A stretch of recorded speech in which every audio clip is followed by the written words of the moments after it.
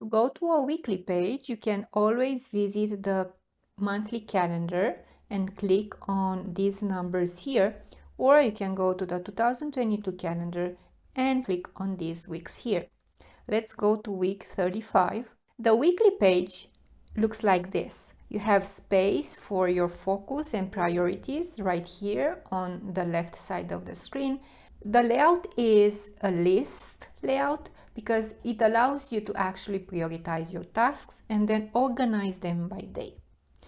On the right side of the screen, you have space for the focus of the week and then some extra space to take notes, important notes for that week. Below here, you have the reach out and connect. You basically write down the name of the people you want to reach out and connect that week. Now let's go back to the fill-in week. You see that I usually have these checklists here on the right side of the screen to track my progress for the yearly goal, what I have to do and my to-dos, the action plan, and then the progress for my projects. I usually copy this entire section and paste it to the next week so I can see the progress. Still on this page, I like to add my tasks, my priorities, but also some of the meetings I have, for example, my piano class or a Skype call. I use the color codes to indicate which one is for work and the blue one is for work, or which one is for relaxation.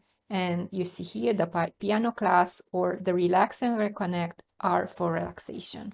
One other thing you have noticed on this page is that I circle some icons. I don't always use the daily pages, so whenever I do use them, I circle the icon that is linked to that page. For example, for Friday, September 2, I have notes in the planning page, in the life notes page, and in the daily work notes page. You will also see that I have circled these icons in the horizontal navigation. That's because I have content in the monthly money, monthly tracker, monthly wins, and monthly review, but also I have content on the weekly pages for ideas and for results. Now let's go to the weekly plan. The weekly meal plan, it's not circled because it doesn't have any content, but it looks like this, and you have space for breakfast, lunch, dinner, and snacks information, and also links to the daily pages.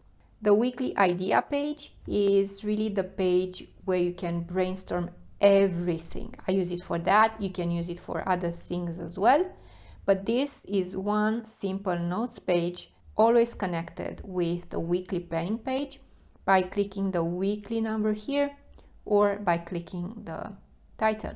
The review page or the results page for that week is a simple notes page where you can track your goals and deliverables, but also you can track the productivity bottlenecks and how to fix them. Don't forget to also put down your plans for the following week. Always go back to the planning week by clicking the week number or the title.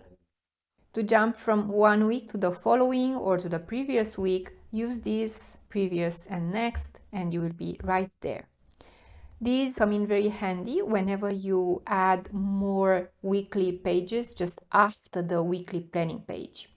When you add more pages, when you slide the page, you will have the flow interrupted. However, if you use these links here, you will go from one week to another without any flow interruption.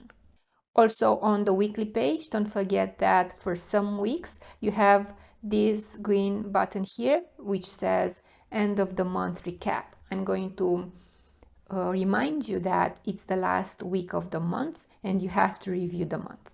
These links are also available in weekly meals, weekly ideas, and of course weekly review. Again, always go back to your week by clicking the week number.